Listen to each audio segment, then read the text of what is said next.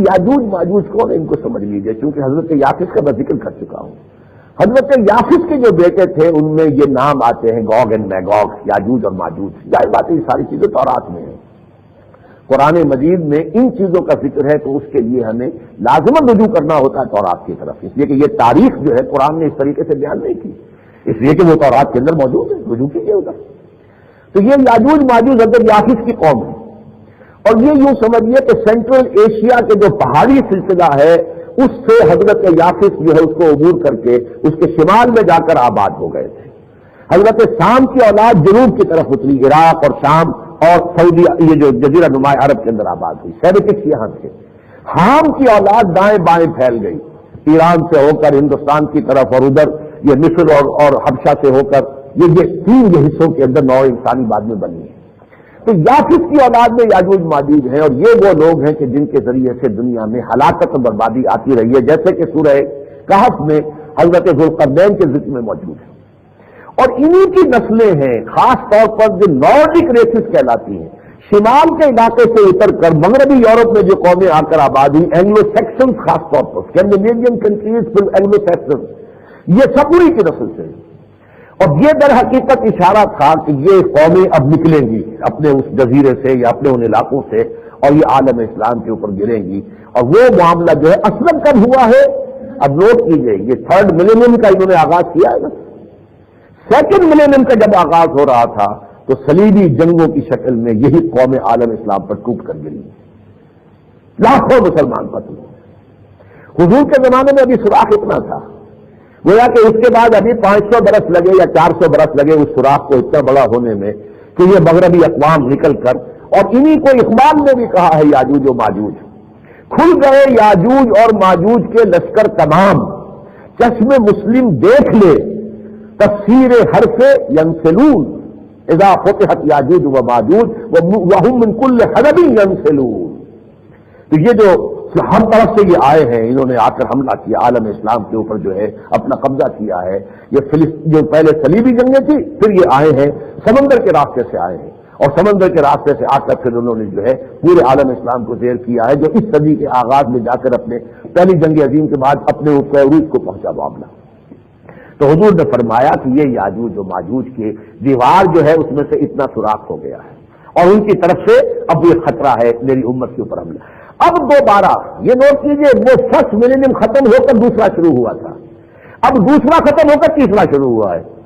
اور اب وہی جنگ صلیبی شروع ہو چکی ہے۔ نائجیریا کی خبریں آپ پڑھ رہے ہیں، ہزاروں مسلمان قتل کر دیے گئے ہیں صرف اس جرم کی پاداش میں کہ انہوں نے شریعت نافذ کر دی، یہاں تک کہ جو ان کی مرکزی حکومت ہے انہیں ہاتھ جوڑنے پڑ گئے عیسائیوں کے سامنے، ٹھیک ہے ہم روک لیتے ہیں پروسیس کو، شریعت ہم نافذ نہیں کرتے۔ بھائی تمہیں کیا تکلیف ہے؟ مسلم اکثریت کا علاقہ ہے، اس کے اندر وہ اپنی شریعت نافذ کرنا چاہتے ہیں، لیکن اس وقت جو ہو رہا ہے، جو خون کی ہولی کھیلی جا رہی ہے وہاں پر، یہ زیادہ اس کو نمایاں نہیں کر رہے ہیں، اس لیے کہ وہ مذہبی رنگ کی بات ہے نا۔ جو کچھ چچنیا میں یا کوسوو میں ہوا تھا اس سے بدتر سزا کے اوپر جو نائجیریا میں ہو رہا ہے، کیونکہ افریقہ کا جو بلیک افریقہ ہے اس کا سب سے بڑا مسلمان ملک نائجیریا ہے۔ باقی تو یہ کہ شمالی افریقہ کے تو بلیک لوگ نہیں ہیں، مصر ہے، لیبیا ہے، اور الجزائر ہے، اور تیونس ہے، وہ تو بڑے یہ جو مغرب کے لوگ کہلاتے ہیں، تو یورپین کی طرح جو ہے سرخ و سفید رنگت کے لوگ ہیں۔ تو بلیک افریقہ میں سب سے بڑا مسلمان ملک نائجیریا ہے، اور وہاں وہ جہاد میں وہ کرسیڈ شروع ہو چکی ہے۔ ادھر فار ایسٹ میں جائیے تو انڈونیشیا کے جزیروں کے اندر یہ طوفان عیسائی اور مسلمانوں کا آپس میں تصادم شروع ہو چکا ہے۔ ایک بہت بڑا جزیرہ تیمور جو ہے اس کو تو انہوں نے آدھا کر کے، اور اس میں ایک عیسائی رومن کیتھولک حکومت قائم کر دی گئی ہے، اور کتنی جلدی جو ہے پوری یونائٹڈ نیشنز بھی اور پورا عالم مغرب جو ہے وہ کچھ فسادات وہاں ہوئے، لیکن اس کے نتیجے میں کتنی بڑی فوج کشی کی، آسٹریلیا سے کتنی بڑی قوت آ گئی، اور اب بھی یونائٹڈ نیشن کی فوج وہاں گئی ہوئی ہے، ریفرنڈم بھی کرا دیا گیا، اور اس کے بعد جو ہے پوری دنیا سے انہیں مدد دی جا رہی ہے ایسٹ تیمور کی ریکنسٹرکشن کے لیے۔ تو یہ سلسلہ در حقیقت اس اعتبار سے شروع ہو چکا ہے۔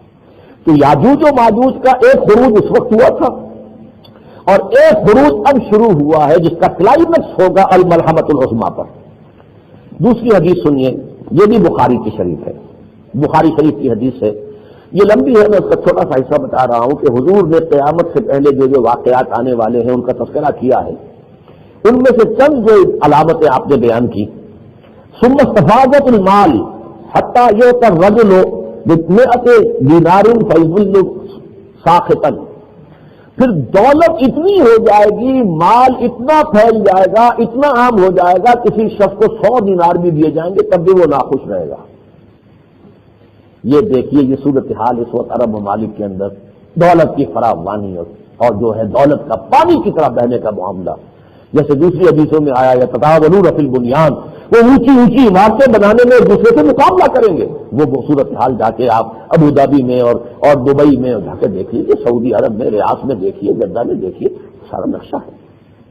مال اتنا ہو جائے گا کہ ایک شخص کو 100 دینار بھی دیے جائیں گے، گویا کہ پس منظر میں کوئی سائل اگر آئے اور اس کو 100 دینار دیے جائیں گے تب بھی وہ خوش نہیں ہوگا کہ مجھے کچھ دیا گیا ہے، اس لیے کہ دولت اتنی عام ہو چکی ہوگی۔ ثم فتنۃ، پھر ایک بہت بڑا فتنہ آئے گا، لا یبقى بیت من العرب الا دخلته، عربوں کا کوئی ایک گھر بھی نہیں بچے گا جس میں وہ فتنہ داخل نہ ہو جائے۔ وہ فتنہ ہے جو آج پورے عالم عرب میں مغربی تہذیب کی شکل میں،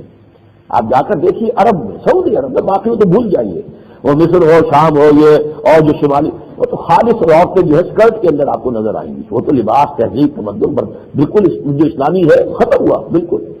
لیکن آپ جا کر دیکھیے سعودی عرب میں تو اوپر تو ضرور جب وہ باہر نکلتی ہے تو انہوں نے کوئی ڈال لیا ہوتا ہے باریک سا جو ہے پردہ سا، لیکن اس کے اندر ان کا لباس وہی مغربی ہے، ایبسولوٹلی وہی اسکرٹس ہے، اور گھروں کے اندر ہوتے ہیں تو عموماً جانگیاں پہن کے بیٹھی ہوتی ہے، کوئی پردے کا کسی سطر کا سوال نہیں۔ یہ حال ہو چکا ہے۔ اب جو کچھ ہو رہا ہے مدینے میں اور مکے کے اندر، جس طریقے سے ٹیلی ویژن کے اوپر رقص و سرود سارا عام چل رہا ہے، جس طریقے سے وہاں شراب کے جو ہے بار کھلے ہوئے ہیں مکانوں کے اندر، وہ تہذیب فتنہ جو ہے اس دور کا مغربی تہذیب کا ان میں سرایت کر چکا ہے۔ تو فرمایا پھر ایک فتنہ ہوگا، ثم فتنۃ لا یبقى بیت من العرب الا دخلته، ثم حدۃ بینکم وبین بنی الاصفر، پھر اس کے بعد ایک صلح ہوگی تمہارے اور یہ جو وائٹ ریسز ہیں بنی الاصفر، یعنی زرد رنگت والے جو ہیں ان سے تمہاری جو ہے وہ ایک صلح ہو جائے گی۔ اس وقت ہوئی بھی ہے سعودی عرب کی، امارات کی، ان سب کی صلح ہے نا امریکہ کے ساتھ اور امریکہ کے ساتھیوں کے ساتھ۔ فَيَغْدِرُونَ، پھر ایک وقت آئے گا کہ وہ جو ہے اس سے غداری کریں گے، اس صلح کو توڑیں گے۔ فَيَأْتُونَكُمْ تَحْتَ 80 غَایَةٍ، اور اس کے بعد وہ 80 جھنڈے لے کر تم پر ٹوٹ پڑیں گے، تحت کل غایۃ 12,000، اور ہر جھنڈے کے نیچے 12,000 کی نفری ہوگی۔ 80 کو 12 سے ضرب دیجیے، اس کا ہلکا سا نقشہ گلف وار میں آپ دیکھ چکے ہیں، کیا چھوٹا سا ملک عراق تھا، لیکن کتنی قوت جمع کی، لاکھوں کی تعداد کے، کتنے ممالک وہاں پہنچ گئے اپنی فوجیں لے کر۔ لیکن یہ وہ ریہرسل تھا جس کو صدام نے کہا تھا کہ یہ ام المحارب ہے، یہ تو اصل میں ماں ہے، اس کے پیٹ سے اصل جو جنم لینے والا ہے الملحمۃ العظمیٰ، اس کو سمجھ لیجیے۔ اس ملحمۃ العظمیٰ کا مسلم شریف میں روایت جو ہے اس کے الفاظ آئے ہیں، یسیر ابن جابر رضی اللہ تعالیٰ عنہ سے، یہ بھی طویل حدیث ہے، اس کا میں صرف یہ ٹکڑا آپ کو سنا رہا ہوں۔ حتیٰ ان الطائر لیمر بجسمانہ،